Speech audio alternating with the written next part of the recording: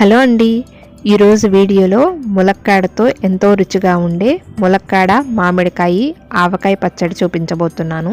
Welcome back Shri నవీన making. మీరు first time నా video చూస్తున్నట్లయితే ప్లీజ్ సబ్స్క్రైబ్ చేసుకోండి. ఇలాంటి వీడియోలు మరెన్నో చూడగలుగుతారు. ఇలాంటి నిలవ పచ్చళ్ళు పెద్దవాళ్ళు బాగా పడతారు కదండి. అలాగే ఈరోజు మా అత్తయ్య అయితే ఈ పచ్చడిని తయారు చేస్తున్నారు. తీసుకున్న మామిడికాయలన్నిటినీ కూడా తొడిమెలి గిల్లేసేసి సొనబోయేంత వరకు వాటర్లో పూర్తిగా కడుక్కోవాలి. ఆ తర్వాత ఆవకాయకి సరిపడినంత ముక్కగా మామిడికాయ ముక్కలన్నింటినీ కోసుకొని పొడి క్లాత్ మీద కనీసం 2 గంటలైనా ఆరబెట్టుకోవాలి. వీటితో పాటు ములక్కాయలను కూడా కడుక్కొని 2 అంగుళాల సైజు ముక్కలుగా కోసుకొని ఆరబెట్టుకోవాలి. ఈ ములక్కాయలు ముదిరివి అయితేనే ఈ పచ్చడికి రుచి కూడా ఉంటుంది, అలాగే నిల్వ కూడా ఉంటుంది. మా సైడ్ అయితే ఇలా అడ్డ దొరుకుతుంది. అడ్డ వైజ్గా చూసుకుంటే ఒక అడ్డ మామిడికాయ ముక్కలు, అడ్డ సగానికి ములక్కాయ ముక్కలు అయ్యాయి. ఈ ముక్కలు కొలతలో అయితే 6 మామిడికాయలు 4 ములక్కాయలు ముక్కలుగా కోసాము. ఇప్పుడు ఒక బౌల్లోకి నూనె పోసుకోవాలి. ఈ నూనె అయితే వేరుశనగ నూనె కానీ నువ్వుల నూనె కానీ పచ్చడికి రుచినిస్తుంది. 1/2 కిలో వరకు ఈ నూనె పోసుకొని అందులోకి కొంచెం పసుపు వేసుకొని ఒక్కొక్కసారిగా ఈ మామిడికాయ ముక్కలను వేస్తూ నూనె అంతా కూడా మామిడికాయ ముక్కలకి పట్టిన తర్వాత పచ్చడి కలపబోయే బౌల్లోకి ఈ ముక్కలని వేస్తూ ఉండాలి. ఇలా మామిడికాయ పచ్చడి వేసినప్పుడల్లా కూడా నూనెలో ఇలా ఫస్ట్ కోటింగ్ అవనిచ్చి పచ్చడి కలుపుకుంటే సంవత్సరం అంతా కూడా ముక్క చెడిపోకుండా మెత్తబడకుండా గట్టిగా ఉంటుంది. ఈరోజు మామిడికాయ ముక్కలతో పాటు ములక్కాయ ముక్కలు కూడా వేస్తున్నాం కాబట్టి మామిడికాయ ముక్కలకి ఎలా అయితే నూనె పట్టించామో అలాగే ములక్కాయ ముక్కలకు కూడా నూనె పట్టించి వేసుకోవాలి.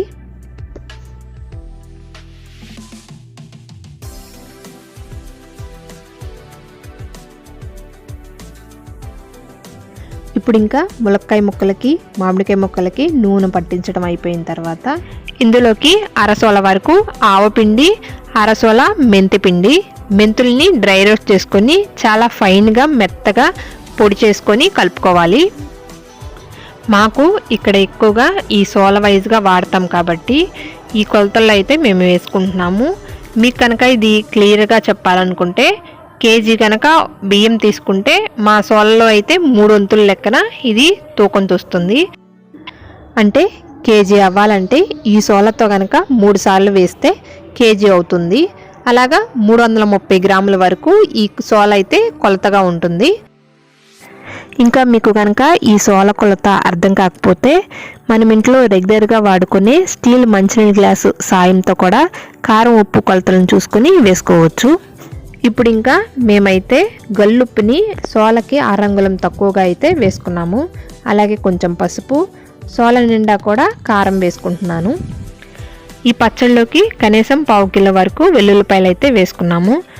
6 పాయల్లోకి 3 పాయల్ని పేస్ట్ చేసి వేసేసుకున్నా. మిగిలిన 3 పాయలు కూడా రెబ్బలు ఒలిచి డైరెక్ట్గా వేసేసుకున్నాము.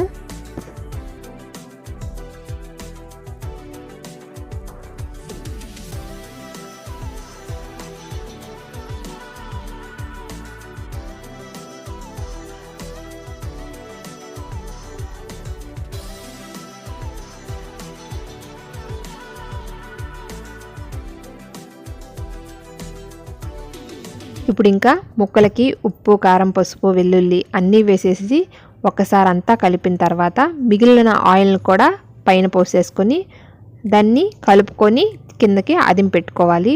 నెక్స్ట్ డేకి కొంచెం ఊరుతుంది. అలా ఊరేంత వరకు కూడా 2-3 డేస్ మనం కంటిన్యూస్గా 2 పూట్ల కూడా కలుపుతూ ఉండాలి. అలా మనం కలిపేటప్పుడు చెయ్యి కానీ తెడ్డుతో కానీ కలుపుతూ ఉంటే మనం వేసిన గల్లుప్పు కూడా కరిగి తొందరగా అవి ముక్కలు ఊరుతాయి. ఇక్కడ మనం పచ్చడి ఎప్పుడు చేసుకున్నా కూడా మొత్తం నూనె ఒకేసారి వేయకూడదు. పచ్చడి కలిపేటప్పుడు 1/2 వరకు ఇప్పుడు వేసుకుంటే పచ్చడి ఊరిన తర్వాత మిగిలిన 1/2 కూడా తర్వాత వేసుకోవాలి. అలాగా ఇప్పుడు మేము 1/2 లీటర్ వరకే ఆయిల్ వేసాము. మిగిలిన 1/2 లీటర్ కూడా కొంచెం ఊరిన తర్వాతనే వేస్తాము.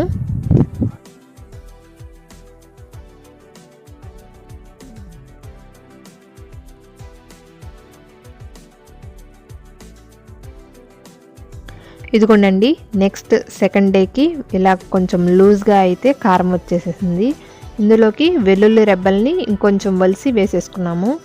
ఇలా ఊరేటప్పుడు మనం తెడ్డు సాయంతోనే ఇలా కలుపుకుంటే ఆ గల్లుప్పు వేసిందంతా కూడా కరిగి ముక్కలన్నిటికి కూడా చక్కగా పట్టుకుంటుంది. ఇలా అంతా పట్టిన తర్వాత వీటన్నిటిని ఒక గాజు సీసాల్లో కానీ లేకపోతే జాడీల్లో కానీ స్టోర్ చేసుకొని సంవత్సరం అంతా కూడా ఇది నిల్వ పెట్టుకోవచ్చు. అంతేనండి, చాలా సులువుగా ములక్కాడ మామిడికాయ ఆవకాయని తయారు చేసుకోవచ్చు. మీరు ఈ ఆవకాయని ట్రై చేసి ఎలా వచ్చిందో నాకు కమెంట్ బాక్స్లో తెలియచేయండి. మీకు ఈ వీడియో నచ్చినట్లయితే మీ ఫ్రెండ్స్ ఫ్యామిలీ మెంబర్స్కి కూడా షేర్ చేయండి. అలాగే లైక్ చేసి సబ్స్క్రైబ్ చేసుకోండి.